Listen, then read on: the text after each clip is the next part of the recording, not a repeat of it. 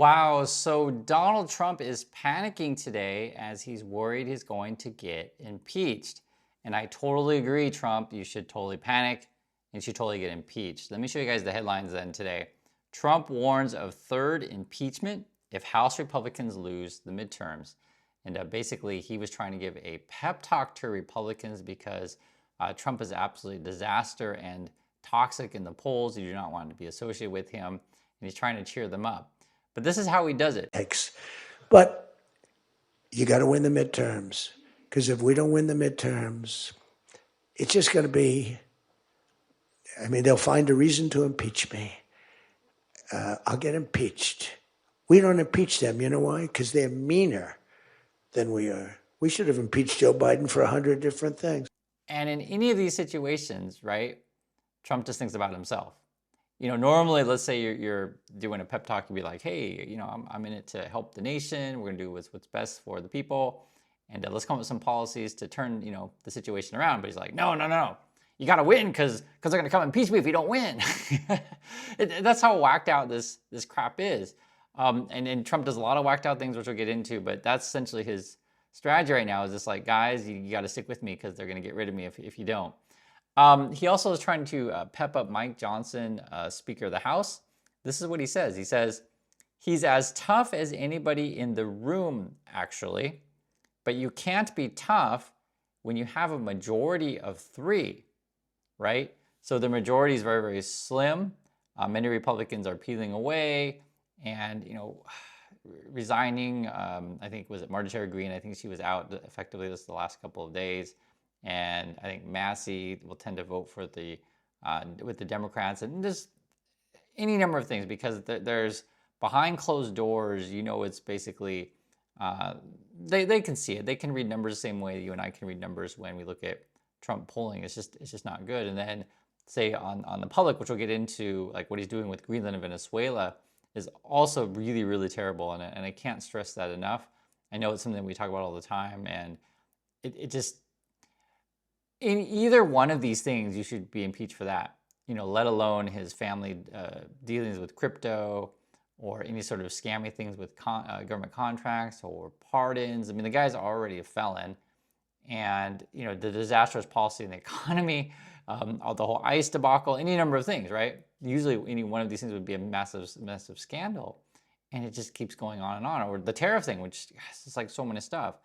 And then this is what he tells Mike Johnson as advice. You can't be Trump. You make 10 enemies, 20 enemies, and that's the end of that. Like, think about that. I think your advice is like, you can't be me because I make too many enemies. This is terrible. I mean, this guy is a complete disaster. And what's sad about this whole situation is you have this MAGA base, and I always try to say this as nice as possible because I'm trying to build bridges here, but they just don't have the imagination to where, what if we move beyond people like Trump? Like, there are other people out there that could do totally fine. Because I'll be frank with you guys, like, I'm hoping this is the lowest point in U.S. history. I mean, can it get worse than Trump? I personally don't think so. So I want to give you a bit of positives. I mean, like, how could it be possibly as bad as Trump? I mean, as much as you guys say, don't like J.D. Vance or whoever's going to come after Trump in terms of like who they're going to put up, I don't think Vance is in the Epstein files, right? Like that kind of stuff. He's too young. He's just not going to be in that kind of stuff. And I'm not saying I'm like the massive fan of Vance, but I mean, and that's just one example, right? And Trump has a history of all kinds of things. And Epstein thing is just one thing. I mean, and, is Vance going to, him and his kids, are his kids going to do a bunch of government contracts and try to scam the public, and they're too young for that? I mean, it's just, we can argue whether or not what Vance going to do, but I'm just saying, how could it be possibly worse than Trump? And also, I don't think a Republican, candidate has much chance next election anyway, but you never know. That's why you always keep your guard up on this stuff, and that's why you stay informed of what's going on. Like, for example, today, Trump was saying, Venezuela, you got to give me a bunch of oil. These are the headlines from the Wall Street Journal. It says, Venezuela to give U.S. up to 50 million barrels of oil. Okay, so are they just giving it to you? Is that your plan? Here's the quote. This oil will be sold at market price. and that money will be controlled by me. That's actually the quote here, that money will be controlled by me. Okay. As President of the United States of America, to ensure it is used to benefit the people of Venezuela and the United States. I mean, I don't know if I trust anything that he says there. Was like, definitely got to be controlled by me, right?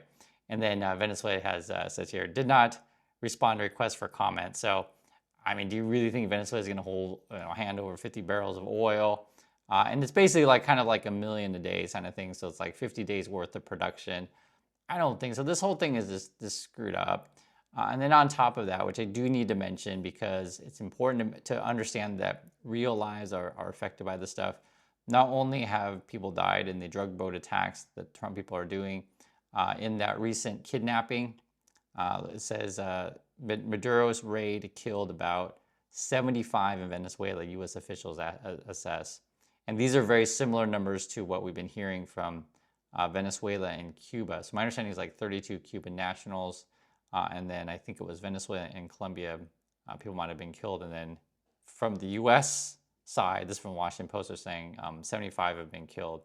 And then Americans were not killed, but injured.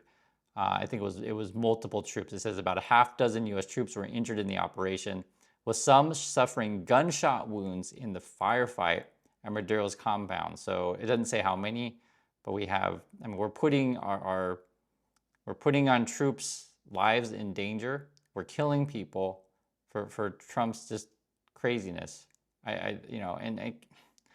It's like how can I communicate this to where you understand the seriousness of this stuff? It's hard because you get desensitized to Trump's craziness, right?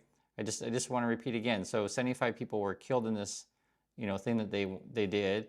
Let alone, I don't even know what the cost of this, because they said like 150 aircraft were used. So think of all the fuel, and then think about having what they keep calling the Armada, just sitting off the coast of Venezuela. Just the cost of this stuff, like how much does it cost per day, when we could have been using this money to help regular Americans with health care or housing or any number of things. Like there's Americans out there that are struggling to put food on the table, and Trump's like, hey, I'm going to get a bunch of oil from Venezuela, and I'm going to go kidnap their leader and get our people shot and shoot other people and kill other people. This is what it says. And I'll read a little bit more of the thing.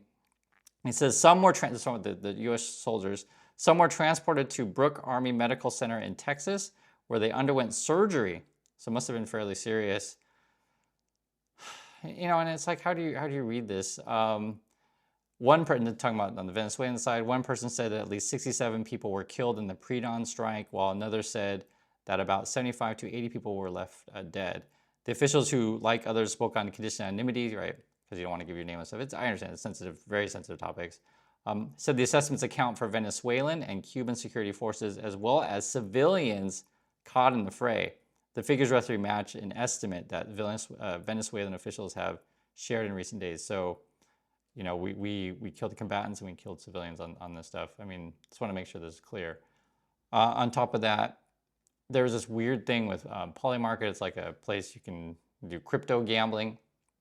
There was a big bet on whether or not the U.S. would invade Venezuela. It was like quite a lot. I want to say it was 400,000. It says the decision by prediction market has angered gamblers, adding to controversy surrounding the successful wager of the timing. Maduro's capture that netted more than 400,000 in winnings for the mystery trader. Basically, they were betting on whether or not the U.S. would invade, and then people are arguing about like what is the definition of invasion. So there's like money. That's kind of the crazy world that we live in. People are betting on whether or not USA is going to invade Venezuela. And if you're on the inside, be it from the Trump side or whatever, and who knows what's going on with that? If someone's like got inside information of that kind of stuff, and how would you enforce that? And also, I know we talked about very, very, very serious stuff, but I also want to talk about just kind of normal human stuff, guys. I just saw a video, and I shared it with you the last time, where President Lee was meeting with President Xi of China and just talking like normal people and building friendships. And when I saw the quote today of Trump saying, you can't be like me, make 10 enemies, make 20 enemies. I promise you, Trump's got way more enemies than that, right? He's got, millions of enemies out there that people don't like him. 여기 한 봉지 다 가격이 있어요? 저 여기 여기 지금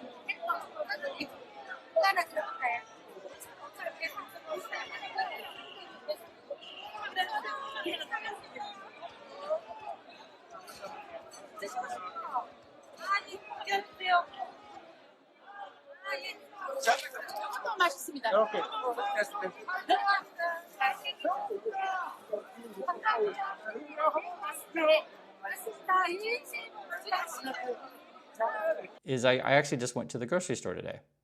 And the reason why I mention that is because I really noticed that our products here in Korea are international in the same way that maybe where you shop. And I thought of it today because my wife said, hey, avocados on sale. Because like, okay, avocados. And I just want to show you guys this. I don't work for any of these companies. I want to make sure it's clear. This is from New Zealand. It says New Zealand Premium Avocado, Avanza. I don't know this brand at all, but that's what was in the store. And so I got some avocados, and I went and got some meat. It was 40% off, right? I just get whatever's on sale. This was meat from Australia. And I'm just mentioning stuff because, like, you know, the products in our house are from other countries around the world, and it is beneficial, like, to our lives, say here in Korea, that I can get stuff from other places, right? Like, we're trading partners. I'll give you another example. I bought this today. It's again, I don't work for any of these companies. I'm just making it clear, and it sounds like product placement. It's just not. I just want to show you where it's from. This is McKay's Scottish Raspberry Preserve. It's jelly, I guess. This says it comes from Scotland. You know, we have something like this, like jerky, basically. I'm gonna show you this, you know. This comes from Australia. I like peanut butter. I never saw this brand in USA. I don't, but it says it's from America. This is Andalusia Nuts brand. And then my wife was like, you got to show this too. Then we got this oil. See, I don't work for these people. I just want to make clear. But this is from Spain. And even like because I'm gonna have this for dinner tonight. That's why I bought this meat. Is this Thai sauce here, and then I guess it's not really from Thailand. I think it's actually a Korean brand. But then like all the different, like, be it the shrimp or the various products in there, it's like Indonesia, Thai, and such. But the point I'm trying to say though, and I just wanted to show you guys, just like have regular conversations with this stuff, is that being in a connected world and building trading partners, like literally the food that I eat, like on a daily basis, comes from all over the place. And I know how it could be really stressful, say like in USA. Just say, for example, you want to furnish your house, okay? And Trump's decided to put a bunch of tariffs on furniture. Like, oh great, now I gotta go pay higher taxes on furniture. Like, I need to get a new chair, right? Or you're like, you know, hey, I want to get a new camera, and it's like, well, great. Now the U.S. government's put bans on certain camera products, right? That's been a recent thing, or drone products, because some people really like to do drones, right? And if you're in that kind of community, it's irritating because you know these new products are out there, but you can't get them. Or someone's mentioning, for example, that they want to buy a computer, but like it's hard to get certain computer parts that you need. They may come from China or whatever. And that's why I was just thinking about today. I went to the store and like my wife's like, "Hey, avocados are on sale," and I went there and it's like, "Oh my God, they're all from New Zealand." And I didn't know we got New Zealand avocados. I always thought they came from Mexico or something like that. But I hope you guys get what I'm saying here. Is just that Trump is the kind of person that is going to Venezuela and is like, "Give me the oil. It's all my oil, and then I'm gonna control all the money, and trust me, it's for the good of the people." Like this kind of stuff, and then the operation he did, kill 75 people. That's from the U.S. side saying that, and and this kind of stuff, it's just obviously doesn't care about other people. And I try my best every day. I'm just thinking about like how can we talk about this stuff that's happening, just to talk to you like normal people. Too many people out there. I'll just be frank with you guys. Like there's just drama queens nonstop on YouTube. I know it sounds mean, but it's just what it is, and maybe that worked for some people. Maybe For me, I think what we need more of is just regular talk, because I get the crazy crap talk from Trump every time, and I go over with you guys because it's so stupid, but I think it becomes too normalized. And when you start to get disconnected from reality, the way that Trump's and his people, or many people on YouTube are, then you start to lose sight of like regular people's lives and understanding like, yes, real people are killed, or yes, real people's lives are affected. Like if Trump, messes with your Social Security or stuff like that, like these are real people on the ground. And so that's why I always tell you guys, I always know that you're real people watching. And that's why I just showed you like, hey, hey, this is stuff that like we eat. Like literally, I'm gonna make dinner after making this video. And from businesses in other countries, I'm able to have food, right? And these kind of things. And any like even the clothes I wear. I think this is probably from Indonesia or something like that, right? You just look at the back of the tag. Like, we're all so interconnected, and I think not only is Trump pissing off trading partners where you can't sell your products, around the world, is you can't even bring products in, or if you do, it's going to cost more money, and it's just disrupting everything. And I don't know. I try different angles with you guys in terms of like how to express the frustration and the chaos out there in the world. And today I just wanted to talk to you about food, and it comes from all over the place. And your life is enriched if you can enjoy I'll say this, the spices of the world, and things all around, and you create successful trading partners. I don't feel like, use the example of the avocado things. The avocado, I don't feel like New Zealand's cheating me with avocados. Like, I'm thankful that we got avocados from New Zealand. Awesome, thank you, New Zealand, right? You guys know what I'm saying? That where the Trumper people, they act like you're getting cheated all the time. That's the way. It's like this really negative energy that they put out there. If you guys get what I'm saying, I'm just saying, like, if you want to live a positive life and push the country forward and things, you figure out like, hey, how can we build partnerships where we all win?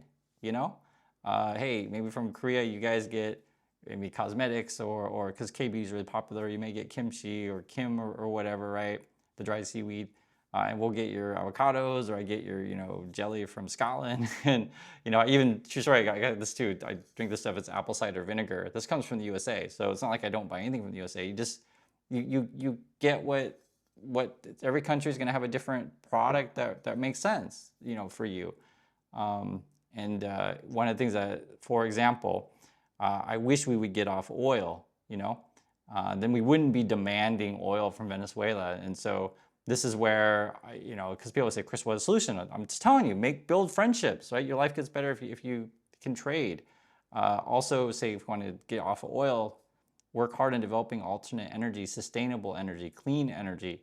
Trump, remember, he's attacking universities, and they, attack any sort of thing that's an alternate oil, which is completely awful. And I think, if I'm a Democrat candidate or a Democrat politician, just talk to people like normal people, come out and just say, hey, this is how things could be. This is how our life is enriched when we're connected to the world and building positive business relationships.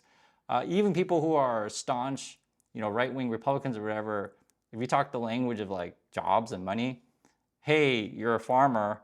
Hey, I get that, right? And there could be a representative that are farmers also, and be like, hey, we're going to try to help you, keep your customers but not piss them off, right? I don't think that's anything crazy to say. I like these kind of things I think matter. And, just like I said, when I saw President Lee here in Korea, like, go talk to President Xi, President Lee actually went to a local Chinese market and was just like getting food and hanging out with local people, etc. And I was just like, that's really what it boils down to, building up trader relationships. So like, hey, we'll buy your stuff, you buy our stuff. And also part of the deal with that, make sure you have good stuff that people want to buy. Don't force people to buy crappy products, because I think that's also just a fundamental business thing. And it realized when I was talking with you now, I realized, like, why is Trump such a terrible business person? Is because he focuses on like forcing you to buy his crap, opposed to put out the best product to where people are knocking down your door to buy your stuff because you got a good product. And I think if you come in with that attitude of just American can do, of like, hey guys, we're gonna develop our education, we're gonna develop our technology, and we're gonna put out some pretty good products, and people are gonna be knocking down the door to do business with us because we're a good trading partner and we put out good stuff. And I was thinking about this as like, that's what the Koreans have been doing, and they develop really fast. I always mention it because it's like, you may not know this. I came here in 2009. And I'll be frank with you guys, like I had a hard time adjusting to Korea because I had lived in China, I lived in Japan, and I wasn't that thrilled about Korea at the time. But now I've been just seeing Korea go forward and forward and forward. Like I see it with my own eyes, I see the infrastructure get improved, our subways like get modernized. They just put new digital screens in a bunch of the cars. It's like really fantastic. Like I can't show you everything that I see all the time, but it's just hard to explain it. I see so many, actually these days we're getting a lot of foreign, international food. We just had tacos for lunch yesterday. Tacos have been really popular this year. a lot of Thai. Yeah, seriously, like I don't know exactly why. I don't know if like people are traveling to Mexico and they like that food, or Koreans are coming back from LA because tacos are really big in LA. Because people go back and forth. You don't have to stay in one country. There's lots of places to go, but it's been a really thing. And like pasta is really good here. Seriously, like you can get really good Italian food here in Korea. Thai food's fantastic. There's a lot of Vietnamese food these days here in Korea because they set up airlines. There's direct flights. A lot of people are going tourism there. And then a recent announcement, I live here in Busan, is I guess we're going to set up direct flights to Dubai. They're setting up business there. And this is actually a true story. True story. The department store a couple days ago, people were just like lining up, like really long lines to buy Dubai chocolate. And I was like, what is this? And my wife was saying that I guess that's like a fad or trend, whatever you want to say right now in Korea. Everyone's like wants to buy Dubai chocolate. I guess it's like limited time or something like that. It was some sort of chocolate thing. If you guys know what this stuff is, you can let me know. I didn't want to wait in line that long, but maybe we should have because everyone else was doing it. But that's just what I want to say. I hope all of this makes sense. This idea that strengthen your country by doing a good job and building out positive energy, then people want to work with you, opposed to, I guess the Trumpy strategy is, if you don't want to do business with us, we shoot you, and then we tell lies about you. That's basically what it boils down to. So that's my thoughts on this stuff. I hope this all makes sense, and just want to talk freely sometimes, and I'll catch you on the next video.